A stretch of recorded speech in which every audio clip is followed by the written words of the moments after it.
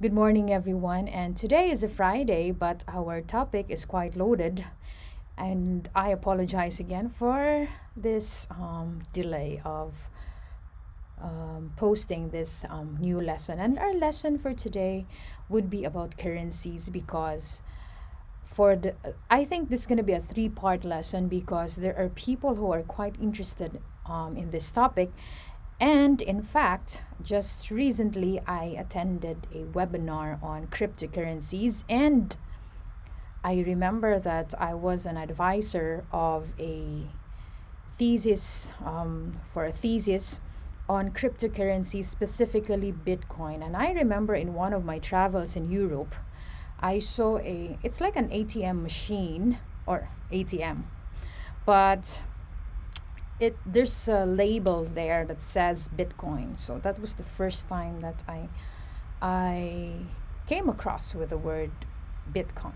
Now, before anything else, we need to know some basic principles. Now, so again, our topic for today or lesson for today would be laws affecting currencies.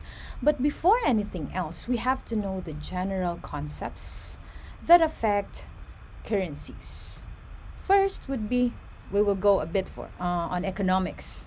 What's the difference between money and currency? Now, based on my research, these are the four major differences, or what makes the points of difference between money and currency. First thing is it tangible, meaning it can be touched?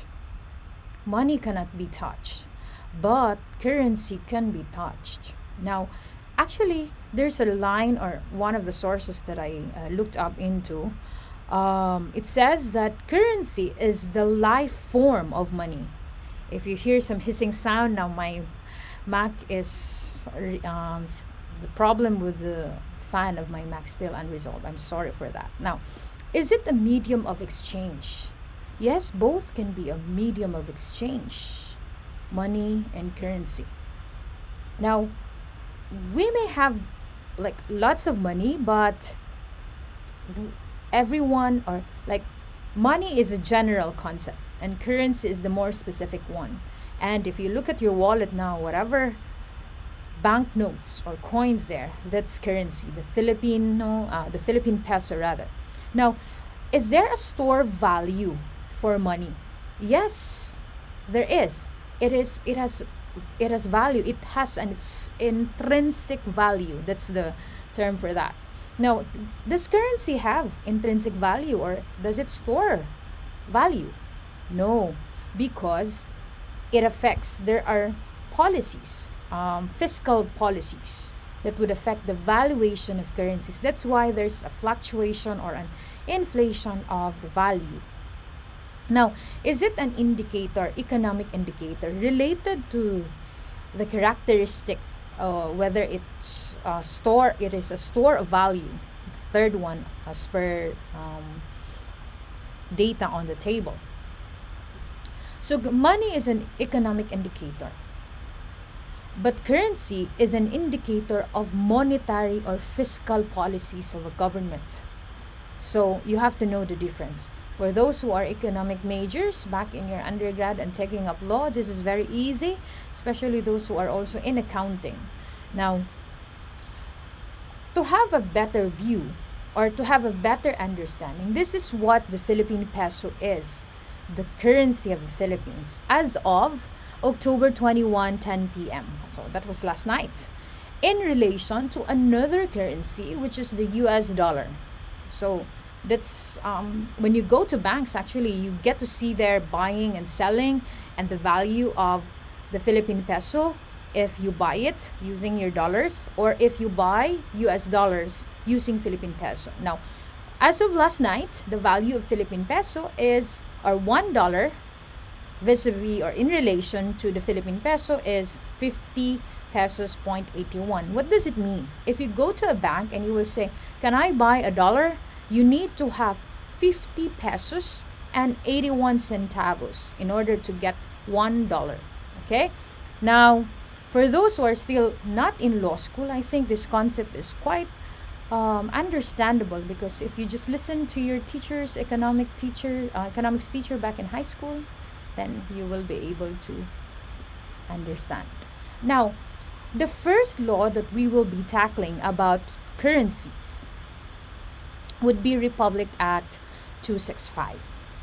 It was approved right after the World War, Second World War, when the economies of the world were recovering, and one of those is the Philippine economy. Take a look at the date of approval, June 15, 1948. And it established the Central Bank of the Philippines. And you have to take note that the central bank, no state in the world which does not have a central bank. And I remember during my time that I joined as mooter for the Jessup national rounds, I was in my senior year in law school. I remember that one of the issues was about a reserved fund of a state in another central bank of another state. I remember even the name, the Central Bank of Lando, Lando. Now,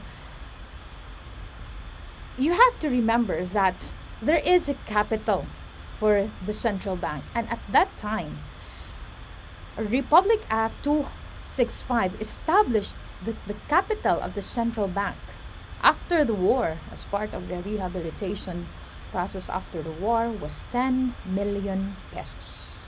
Okay? You have to remember that.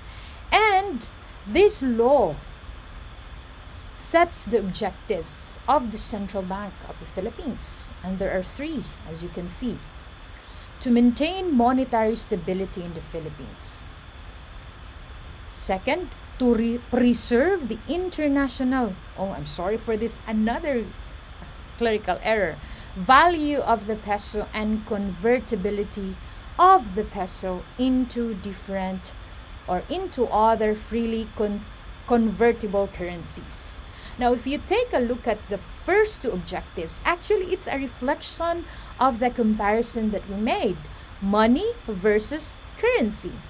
First, monetary stability, and second, currencies. Now, last objective would be to promote a rising level of production, employment, and real income in the Philippines. Now, it's more of the economic side of the objective or existence of the central bank. Now, thank you for listening.